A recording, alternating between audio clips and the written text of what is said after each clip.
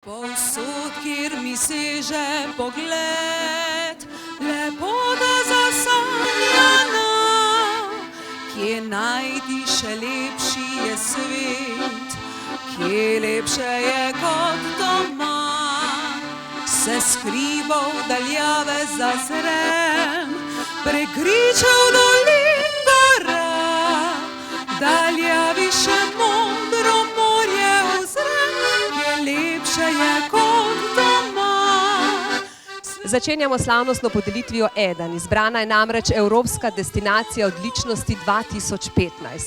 Preko projekta Eden, ki podpira trajnostni koncept razvoja, vsako leto odkrijemo nove bisere slovenske turistične ponudbe. Letos je tematika povezana seveda s kulinariko in gastronomijo.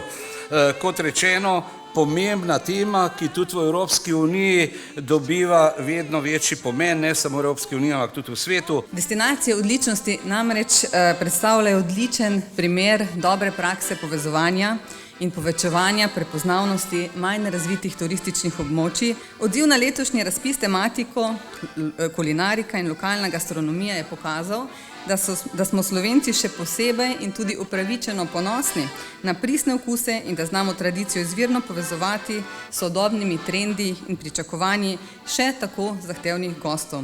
Spoštovane in spoštovani, na oder vabimo tudi predstavnika Evropske destinacije odličnosti, župana Brd, gospoda Franca Mužiča. Prosim lepo.